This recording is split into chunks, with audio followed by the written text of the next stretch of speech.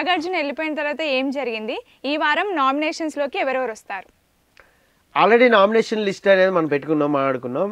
Nomination లో మొత్తం 6 ఉన్నారు. 6లో 2 వైల్డ్ కార్డ్ వాళ్ళు ఉన్నారు. 2 వైల్డ్ కార్డ్ లో కూడా మీకు గంగవ్వ, మెహబూబ్ 2 ఉన్నారు. సో 4 వచ్చేసరికి పృథ్వీ, యష్మి, సీత, విష్ణుప్రియ, వీళ్ళ 4 నామినేషన్ లో ఉన్నారు. సో మిగతా వాళ్ళు లేరు. సో మణికంఠ ఈసారి ఫస్ట్ టైం అనుకుంటున్నా, నాకు తెలిసి లేడు. మణికంఠని టార్గెట్ చేయలే వీళ్ళు. సో మనం మాట్లాడుకున్నాం మొన్న, వీళ్ళు కూడా వెళ్ళి మణికంఠనే టార్గెట్ చేస్తే గేమ్ పుష్కి అయిపోద్ది అని మనం అనుకున్నాం. బట్ ఆయన కెలకలేదని అనుకుంటున్నాను నేను. అలాగే నిఖిల్ కూడా నామినేషన్ లో లేడు. అలా కొంతమంది లేరు, నామినేషన్ లో లేరు. సో మిగతా వాళ్ళు వీళ్ళు 4, వీళ్ళిద్దరు మొత్తం 6 నామినేషన్ లో ఉన్నారు ప్రస్తుతానికి అయితే. అయితే ఏంటంటే ఓజీ టీమ్ ఏదైతే ఉందో, ఓల్డ్ గ్యాంగ్స్టర్స్, వాళ్ళకి ఒక పవర్ ఇచ్చారు. ఒక టాస్క్ గెలుచుకున్నారు కదా, nomination controlling power shield something ఏదో. సో అది నామినేషన్ కంట్రోలింగ్ షీల్డ్ అనేది వీళ్ళు తీసుకుని ఒక 2 కొత్తగా వచ్చిన వాళ్ళు నామినేట్ చేయాలన్నప్పుడు వీళ్ళు కొంచెం డిస్కస్ చేసుకుని గంగవ్వ అండ్ మెహబూబ్. మరి ఆ రీజన్స్ ఏం చెప్పారు అనేది మనం చూడాలి. ప్రస్తుతానికి వీళ్ళైతే నామినేషన్ లో ఉన్నారు. ఇక నాగార్జున వెళ్ళిపోయిన తర్వాత చాలా అంటే చాలా డిస్కషన్స్ జరిగాయి. ఎక్కువ డిస్కషన్సే ఉన్నాయి. ఫస్ట్ ఏం జరిగింది అంటే నైని పావని ఇంకా మణికంఠ మాడుకున్నారు. సో బయట ఎలా ఉంది ఏంటి, మణికంఠ మెల్లగా లాగాలని ట్రై చేశాడు. ట్రై చేస్తే అమ్మాయి ఎక్కడా కూడా ఏం చెప్పలా.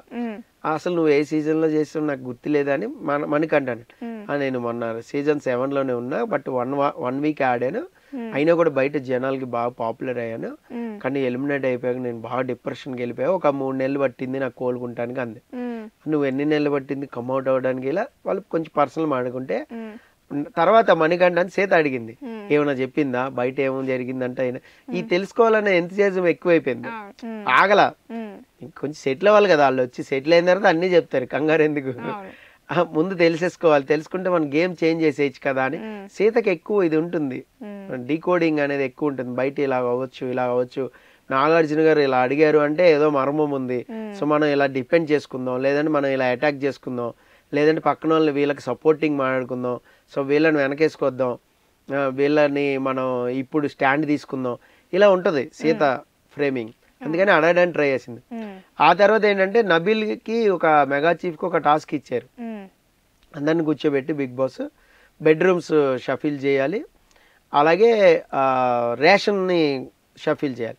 యాక్చువల్లీ బెడ్రూమ్ అనేది ఒక ఇది వచ్చింది, పవర్ వచ్చింది వీళ్ళకి, ఎవరైతే గెలిచారో రాయల్ క్లాన్ వాళ్ళు, వాళ్ళకి పవర్ వచ్చింది. వాళ్ళు ఏంటంటే పీకాక్ రూమ్ ఒకటి ఉంటుంది కదా, ఆ పీకాక్ బెడ్రూమ్ తీసేసుకున్నారు. సో మిగతా వాళ్ళు ఒక 6గురికి ఒక బెడ్రూమ్, దాని పేరు ఏదో ఉంది మర్చిపోయినా, ఆ బెడ్రూమ్ ఒకటి ఇచ్చారు. సో వాళ్ళని అలా సెటిల్ చేశారు. సెటిల్ చేసిన తర్వాత ఎక్కువ ఫుడ్ రావడం, ఈ లగేజీలు సర్దుకోవడం, ఇదే సరిపోయింది. అయితే మెయిన్ పాయింట్ ఏంటంటే యష్మి, పృథ్వీ, సీత వీళ్ళ డిస్కషన్ అనేది నడిచింది. సో ఏంటంటే వైల్డ్ కార్డ్ వాళ్ళు అనుకున్నాం కానీ చాలా ఇదిగా వచ్చారు. అంటే సీత అంది అందరూ కూడా చూసుకుని వచ్చారు 5 వారాల గేమ్ అనేది, చాలా పాయింట్లు మాట్లాడుతున్నారు, సమస్య లేదు, మనకి రేపు నామినేషన్స్ ఉంటాయి కదా అయిపోద్ది అంటే, అవును చూసుకునే రావాలి ఎవరైనా సరే, నేను వాళ్ళ ప్లేస్ లో వచ్చినా నేను కూడా గేమ్ చూసుకునే వస్తా కదా అనే డైలాగ్ ఒకటి యష్మి అంది. సో పృథ్వీ అంటాడు ఎవరు వచ్చినా ఒకటే, మనకి ఇప్పుడు ఉన్న వాళ్ళతో ఆడలేమా, ఈ 8 వాళ్ళు ఎక్స్ కంటెస్టెంట్లు కాదు, కొత్త వాళ్ళు వచ్చినా ఆడాలి కదా మనం అని ఒక డైలాగ్ అయితే అన్నాడు. సో పృథ్వీ అయితే కొంచెం కాన్ఫిడెంట్ గా ఉన్నాడు, ఎవరు వచ్చినా మన గేమ్ మనం ఆడదాం, ముందుకు వెళ్దాం అనే ఇదిలోనే ఉన్నాడు. అయితే పృథ్వీ కూడా నామినేషన్ లో ఉన్నాడు ఇప్పుడు మనకి. అయితే పృథ్వీకి మనం చాలా చూసాం, 2 సార్లు డేంజర్ జోన్ లో ఉన్నాడు. మరి ఈ వారం ఎలా డేంజర్ జోన్ లో ఉంటాడో మాకు తెలియదు. సో దాని తర్వాత ఏమైంది, లివింగ్ రూమ్ లో రేషన్ దగ్గర చాలా జరిగాయి, చాలా అంటే చాలా డిస్కషన్స్. గౌతమ్ నబీల్తో అంటాడు, ఒక 10 మంది ఉంటారు కదా, మరి 10 మందికి ఇచ్చేసే, సమానంగా ఇచ్చేసే అన్నట్టు అలా చెప్పాడు. అట్లా ఇచ్చేస్తే ఇక్కడ ఉండవు కదా, మేము కష్టపడి సంపాదించుకున్న రేషన్ ఇది, మేము చీఫ్ అయిన తర్వాత నేను సూపర్ మార్కెట్లోకి వెళ్ళి తీసుకొచ్చుకున్నాను ఇది, దాన్ని ఎలా ఇస్తా అని మనోడు. అంటే నబీల్ పరిస్థితి ఎట్లా ఉందంటే, కర్రమంటే పాము కోపం, విడమంటే కప్ప కోపం, ఇట్లా సామెత ఉన్నట్టు, ఇస్తే వీళ్ళతో గోల, ఇవ్వకపోతే వాళ్ళతో గోల. ఇస్తే అట్లా ఎట్లా ఇస్తాం, మిల్క్ ప్యాకెట్ దగ్గర గొడవలైనవి, అలాగే రేషన్ దోశ పిండి దగ్గర గొడవైంది, అలాగే వెజిటేబుల్స్ దగ్గర గొడవైంది. అన్ని అట్లా ఇచ్చేస్తే ఎట్లా కాబట్టి వాళ్ళు కూడా ఫుడ్ వండుకోవాలి కదా, వాళ్ళు కూడా తినాలి కదా. ఫుడ్ అంటే తింటేనే కదా రేపు టాస్క్ ఆడగలుగుతారు.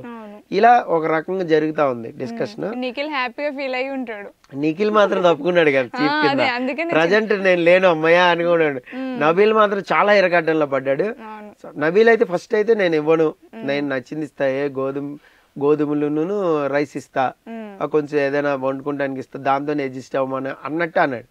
కానీ తెల్లారి ఏమవుతుంది, వీళ్ళు కాఫీ పట్టుకుంటారు అనుకుందాం, సపోజ్ టీ కలుపుకుంటున్నారు అనుకో, పాలు ఉన్నాయిగా మాకు ఇంటికి ఇవ్వాలా అని అడుగుతారు. దోశలు వేసుకున్నారు అనుకున్నాం, మీ దగ్గర దోశ పిండి ఉంది కదా, మాకు ఇంటికి దోశ పిండి ఇవ్వలేదు అంటే మేము తినకూడదా, మాది కాదు హౌస్, ఇట్లా ఫుడ్ దగ్గర ఖచ్చితంగా లొల్లి అయిపోద్ది. నాకు తెలిసి నామినేషన్స్ ముందే ఈ రచ్చ అయితే అయిపోద్ది గ్యారంటీ. ఇప్పుడు లైవ్ లో కూడా అదే నడుస్తుంది. సో దాని తర్వాత నామినేషన్స్ అనేది స్టార్ట్ అయ్యి ఉంటాయి. నామినేషన్ లో మనకు తెలుసు దండ వేయాలి, ఇది నామినేట్ చేయాలి. సో ఈ క్లాన్ ఆ క్లాన్, ఆ క్లాన్ ఈ క్లాన్ జరిగి ఉంటుంది. అయితే ఇక్కడ ఏంటంటే ఎవరు రాయల్ వాళ్ళందరికీ ఇమ్యూనిటీ ఇచ్చాడు, వీళ్ళందరికీ ఇమ్యూనిటీ ఇచ్చాడు. ఇమ్యూనిటీ ఇచ్చి ఒక ఇద్దరిని మాత్రం సెలెక్ట్ చేసుకోమంటే వీళ్ళు గంగవ్వ అండ్ మహబూబ్ నామినేట్ అయ్యారు. సో మిగతా నలుగురు మనం చెప్పుకున్న పృథ్వీ, యష్మి, ఇంకా సీత, విష్ణుప్రియ వీళ్ళైతే నామినేషన్ లో ఉన్నారు. గంగవ్వ గేమ్ తో పాటు పంచులు కూడా బాగానే వేస్తుంది.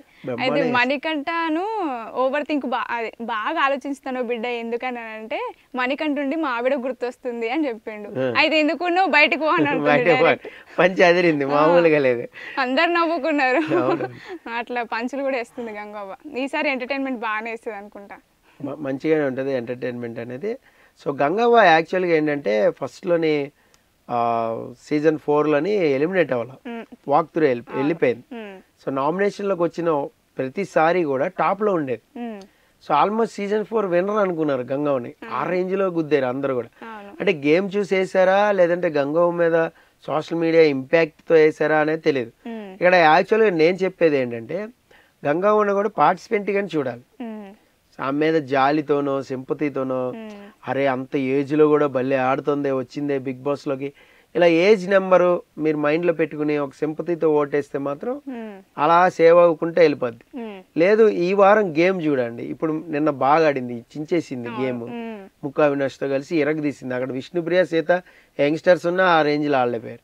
సో అట్లా గేమ్ చూసి ఓటేస్తే సూపర్ అంటాం, సో డౌటే లేదు. గెలిచినా కూడా షీ డిజర్వ్ అవుతుంది. గంగవ్వ అనేది ఎస్ గేమ్ బాగా ఆడింది, విన్నర్ అయింది. సో అట్లా కాకుండా మామూలుగా ఉండి ఏదో పోదాంలే చూద్దాంలే అన్నట్టుంటే కష్టం అవుతుంది. ఇప్పుడు ఓజీ క్లాన్, రాయల్ క్లాన్ ఇద్దరు నామినేషన్స్ లో ఉన్నారు కాబట్టి ఎవరు డేంజర్ జోన్ లో ఉంటారు, ఎవరు వెళ్ళిపోతారు? అసలు 6 అయితే నామినేషన్ లో ఉన్నారు. రాయల్ వాళ్ళకైతే ఇమ్యూనిటీ వచ్చింది, ఒక ఇద్దరినైతే నామినేట్ అయితే చేశారు. ఎవరు వీళ్ళు ఓజీ క్లాన్ మొత్తం కూడబలుకుని చర్చలు సమావేశాలు జరుపుకుని మహబూబ్ని, గంగవ్వని నామినేషన్లోకి లాగారు. తర్వాత ఇక్కడ పృథ్వీ, యష్మి, విష్ణుప్రియ అండ్ సీత నలుగురు ఉన్నారు. ఈ నలుగురిలో ఈజీగా చెప్పొచ్చు మీరే డేంజర్ జోన్ ఎవరు ఉంటారు అనేది, చాలా ఈజీగా చెప్పొచ్చు మనం. సో డేంజర్ జోన్లో సీత ఉంటుంది, డేంజర్ జోన్లో పృథ్వీ ఉంటాడు. సో యష్మి కొంచెం సేఫ్ జోన్లోకి వెళ్ళిపోద్ది.